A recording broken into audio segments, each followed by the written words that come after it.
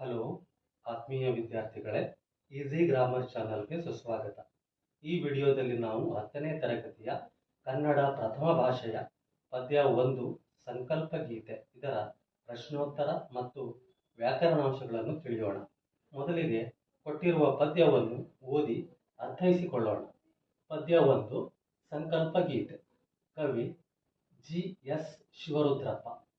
ಕೃತಿ ಎದೆತುಂಬಿ ಹಾಡಿದೆನು ಕವನ ಸಂಕಲನ.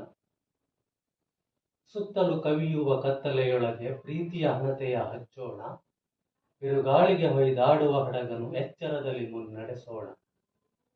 ಕಲುಷಿತವಾದಿ ನದಿ ಜಲಗಳಿಗೆ ಮುಂಗಾರಿನ ಮಳೆಯಾಗೋಣ, ಬರಡಾಗಿರುವಿ ಕಾಡು ಮೇಡುಗಳ ವಸಂತವಾಗುತ್ತ ಮುಟ್ಟೋಣ.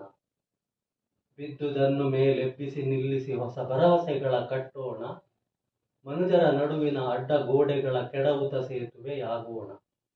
ಮತಗಳೆಲ್ಲವೂ ಪಥಗಳು ಎನ್ನುವ ಹೊಸ ಎಚ್ಚರದೊಳು ಬದುಕೋಣ, ಭಯ ಸಂಶಯದೊಳು ಕಂದಿದ ಕಣ್ಣೊಳು ನಾಳಿನ ಕನಸನ್ನು ಬಿತ್ತೋಣ.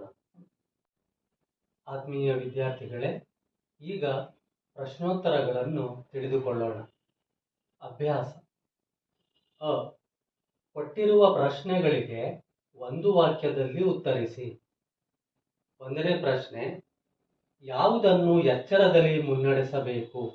ಉತ್ತರ, ಬಿರುಗಾಳಿಗೆ ಹೊಯ್ದಾಡುವ ಹಡಗನ್ನು ಎಚ್ಚರದಲ್ಲಿ ಮುನ್ನಡೆಸಬೇಕು. 2ನೇ ಪ್ರಶ್ನೆ, ನದಿ ಜಲಗಳು ಏನಾಗಿವೆ? ಉತ್ತರ, ನದಿ ಜಲಗಳು ಕಲುಷಿತವಾಗಿವೆ. 3ನೇ ಪ್ರಶ್ನೆ, ಯಾವುದಕ್ಕೆ ಮುಂಗಾರಿನ ಮಳೆಯಾಗಬೇಕು?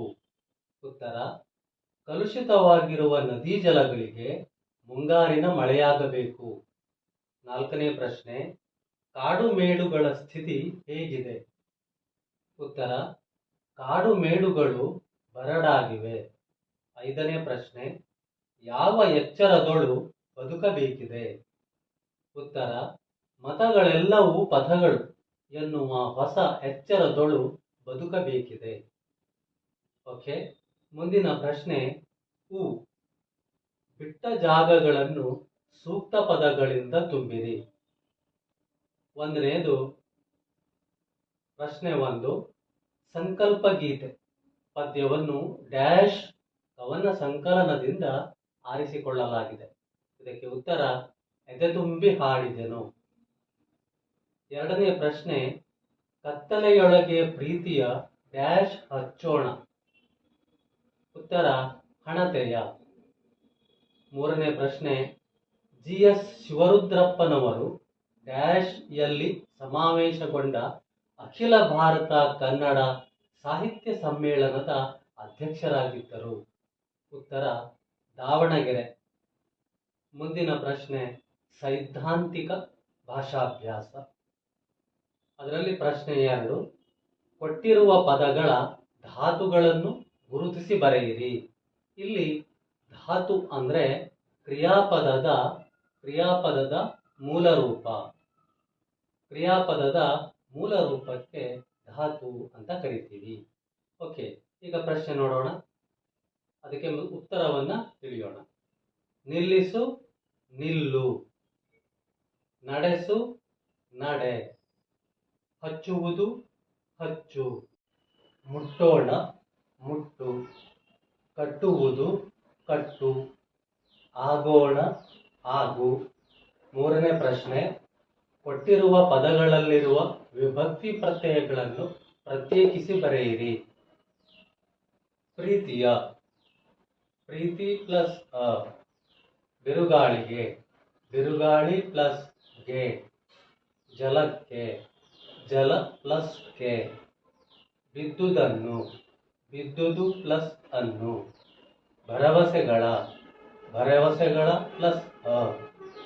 4ನೇ ಪ್ರಶ್ನೆ, ಕೊಟ್ಟಿರುವ ಪದಗಳಲ್ಲಿರುವ ವಿಭಕ್ತಿಯನ್ನು ಹೆಸರಿಸಿ. ಸಂಶಯದೋಳ್ ಸಪ್ತಮಿ ವಿಭಕ್ತಿ. ಜಲದಿಂ ತೃತೀಯ ವಿಭಕ್ತಿ. ಮರದತ್ತಣಿಂ ಪಂಚಮಿ ವಿಭಕ್ತಿ. 5ನೇ ಪ್ರಶ್ನೆ, ಕೊಟ್ಟಿರುವ ಧಾತುಗಳಿಗೆ ವಿಧ್ಯರ್ಥಕ, ನಿಷೇಧಾರ್ಥಕ ಮತ್ತು ಸಂಭಾವನಾರ್ಥಕ ರೂಪಗಳನ್ನು ಬರೆಯಿರಿ. ಇಲ್ಲಿ ನೀಡಿರುವಂತಹ ಪದಗಳ ಯಾದಿ ಇದೆ. ಕ್ರಿಯಾಪದದ ಮೂಲ ರೂಪಕ್ಕೆ ಧಾತು ಅಂತ ಕರಿತೀವಿ. ಇಲ್ಲಿ ನೀಡಿರುವಂತಹ ಪದಗಳು ಹಾಡು, ನೋಡು, ಕಟ್ಟು, ಕೇಳು, ಓಡು, ಓದು, ಬರೆ. ಇವುಗಳಿಗೆ ವಿದ್ಯಾರ್ಥಕ ರೂಪ ಬರೆಯಲಾಗಿದೆ. ಅದೇ ರೀತಿ ನಿಷೇಧಾರ್ಥಕ ರೂಪ ಬರೆಯಲಾಗಿದೆ, ಸಂಭಾವನಾರ್ಥಕ ರೂಪವನ್ನು ಬರೆಯಲಾಗಿದೆ. ಇವು ಪುಲ್ಲಿಂಗ ಏಕವಚನ ರೂಪದಲ್ಲಿ ಬರೆಯಲಾಗಿದೆ.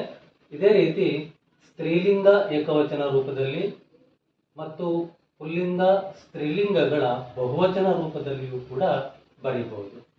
ಓಕೆ ವಿದ್ಯಾರ್ಥಿಗಳೇ, ಈಗ ಉತ್ತರವನ್ನು ನೋಡೋಣ.